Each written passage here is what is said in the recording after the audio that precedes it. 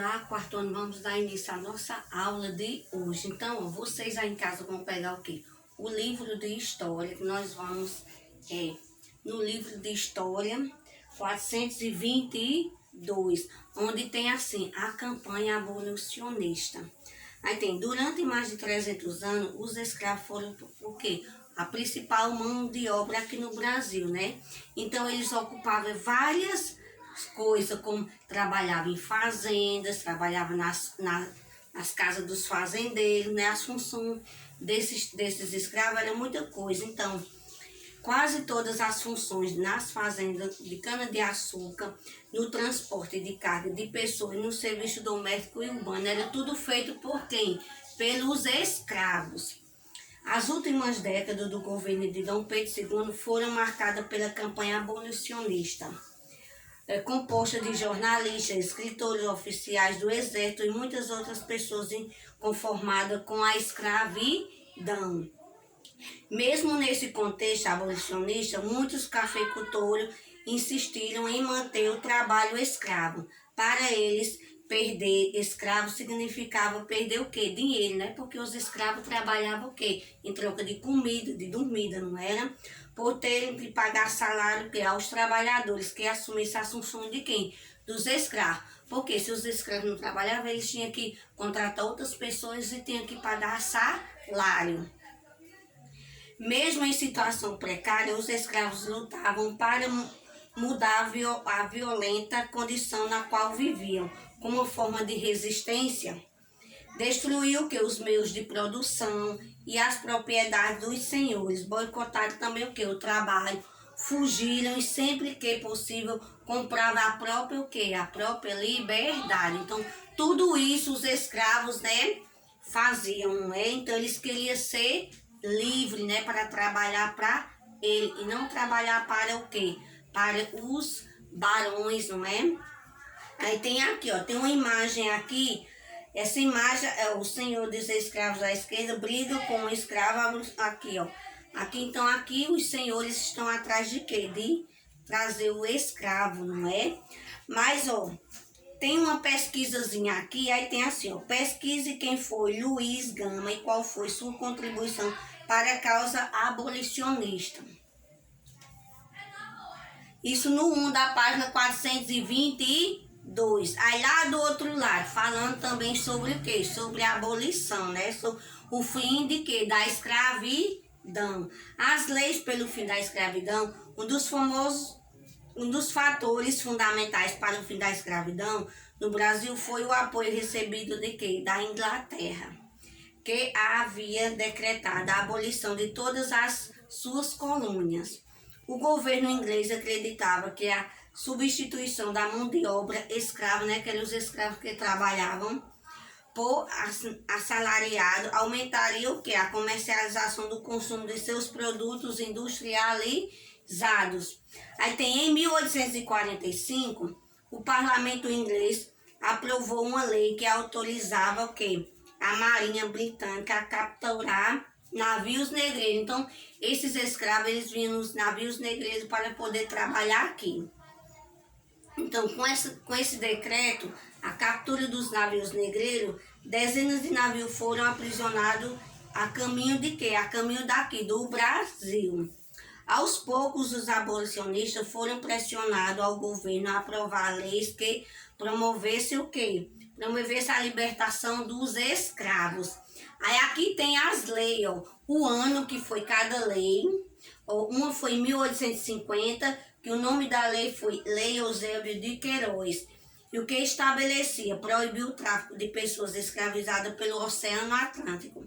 Já outra lei foi em 1871, ano. Aí foi a lei do ventre livre. Filho de escravo que nascesse a partir do dia 28 de setembro daquele ano seriam considerados livres. Aí outro ano, 1885, Lei Sarava Cotugibe, ou Lei de Sexagenário. A lei determinava o quê? Libertar todas as pessoas escravizadas com mais de 60 anos. A lei determinava, porém, que antes de ser libertado deveria trabalhar para os senhores por mais 3 anos com forma de indenização até completar 65 anos. Então, essas foram as leis, né, que foram promovidas para a libertação dos escravos. Aí tem. Mas, na realidade, mesmo com a promulgação dessas leis, pouca coisa mudou. Se analisarmos a lei do ventre livre, por exemplo, veremos que as crianças ficavam com a mãe até 8 anos. Assim, o proprietário da mãe exigiu o pagamento de uma indenização para cobrar gasto com a criança durante esses 8 anos. Na maioria das vezes, a indenização era paga com o trabalho dessas crianças até que completasse o quê? 21 anos. A lei do sacsesionário também não teve muito efeito, pois a maioria dos escravos dificilmente viviam o quê? Mais de 50 anos. Então, eles não viviam muito, né? Por quê? Porque era precária a comida, a dormida deles. Aí aqui, a Lei Áurea, por volta de 1881, por volta de 1887, o movimento abolicionista cresceu e ganhou muitos simpatizantes, alguns quais passaram a facilitar o quê? A fuga dos escravos. Nessa lei, os militares lançaram o quê? Um manifesto dizendo que não perseguiram nem capturavam escravos fugitivos. Com tantas pressões internas e externas, no dia 13 de maio de 1888, a princesa regente, que era Dona Isabel, assinou a Lei Áurea, decretando o quê? Decretando o fim da escravidão aqui no Brasil, né? Essa medida foi comemorada em várias partes do país, com festa e outras manifestações. Então, a partir desse dia, 13 de maio de 1888, então os escravos foram tudo libertos, teve sua carta de alforria e não trabalhavam mais para os senhores, não é? Se eles quisessem trabalhar para eles mesmos, ia viver a vida deles depois de quê? De liberto.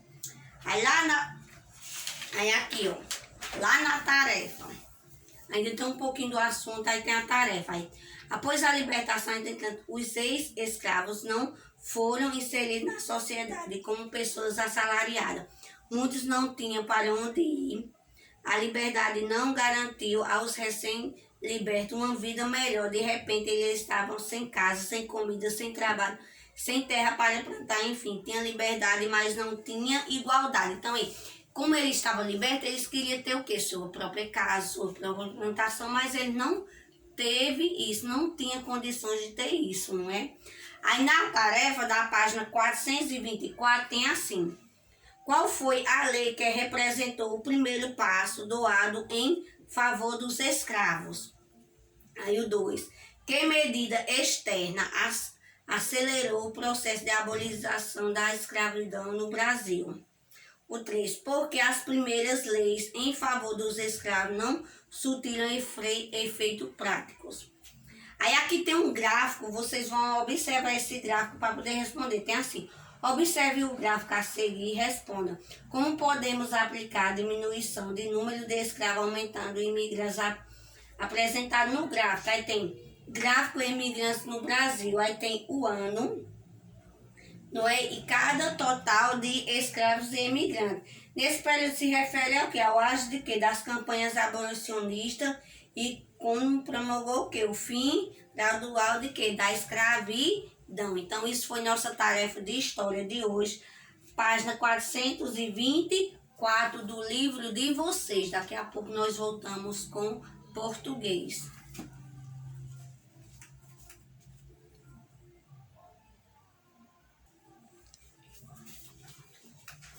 Agora, dando continuidade à nossa aula, então, ó, no caderno de atividade de vocês, aí na página 55, nós vamos ver palavras escritas com G, mas que tem som de J, não é? Ó, palavras escritas com G, mas que tem som de J. Aí tem um textinho, vamos ler esse texto, tem.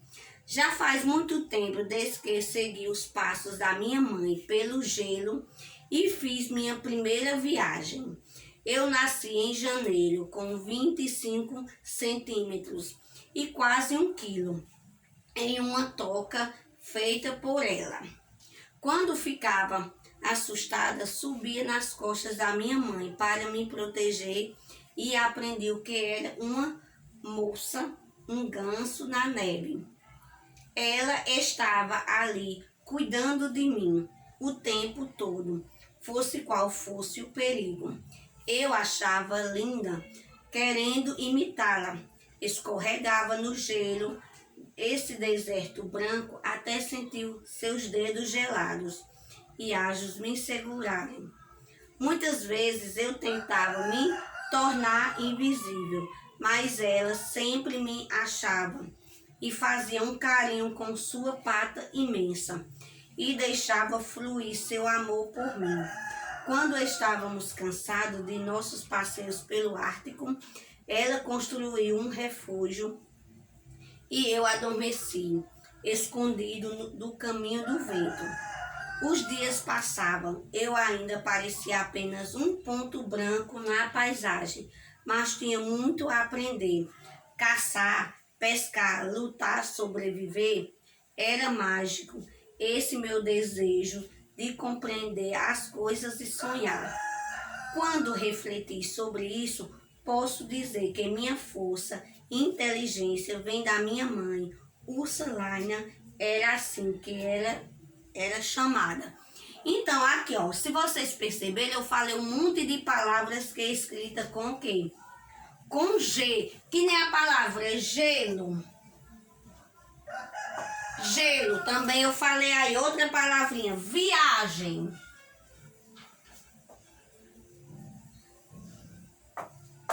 Outra palavrinha que eu falei, gelado.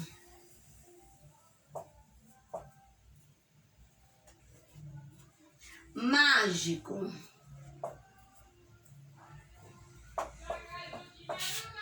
Paisagem.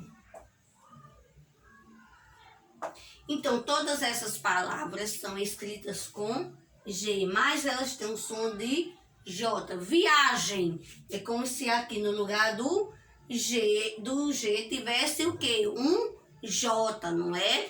Aí lá na tarefinha, na página 55, você vai copiar do texto, do texto as palavras escritas com G, que apresenta o som de J. Então, alguma dessas palavras aqui, não é? É escrita com G, mas tem som de quê? De J. Então, essas palavras que você vai copiar no 1 da página 55. Aí lá do outro lado, na página 56, tem assim. Leia as palavras do quadro e organize nas colunas de acordo com a legenda. Então, tem um monte de palavras. Jegue, engenho, relógio, gigante, jiboia, injeção, sujeito, giló, gesso, gente, jeans e agitado. Então, aí tem palavras que está escrito aqui com GE e GI. E outras palavrinhas com J, E e JI. Então, é isso que você vai separar as palavras de acordo com o quê? Com a escrita. Aí tem as palavras com GE e GI. Você vai copiar na letra A, B, C, D, E e F. E as palavras escritas com JE e JI na H, como é G, H, I, J, K e L. Isso no 2. Lá no 3, tem umas figuras e você vai procurar o nome dessas figuras dentro desse diagrama aqui que nós temos aqui. Aí tem escreva o nome das imagens a seguir, depois encontre e pinte no diagrama as palavras que você escreveu. Então tem tem uns desenhos e você vai identificar qual é os desenhos aqui dentro do quadrado e vai copiar aqui em suas figuras. Isso na página o quê? 56 do caderno de quê? De atividade de vocês. Então, aqui no 3 você vai copiar todas as palavras dos desenhos. Então, aqui ó, tem esse desenho, ó. Você vai procurar aqui, pintar e copiar nas imagens. No 2, você vai separar as palavras que são escritas com GE e GI e as palavras com JE e JI. E lá no 1, você vai fazer o quê? Você vai copiar todas as palavras escritas com G, mas que tem um som de quê? De J, não é? Ó? Gelo, viagem, são escritas com o quê? Com G, mas tem som de J. Então aqui, ó, a letra G antes das vogais, só as palavras que são antes das vogais, o quê? E I é que tem som de G. Quando, ó, vem antes de E e I, ó, tá vendo? Que nem aqui, ó, mágico, viagem, não é antes de E e de I é que tem o som de J, não é? Ó? Então, essas duas palavras você saber que elas são escritas com G, mas tem um som de J. Por quê? Porque elas são escritas antes de E e de I. Então, isso foi nossa tarefa de hoje, da página 55 do caderno de atividade e 56. 55 e 56. Então, tchau, boa tarde, até amanhã.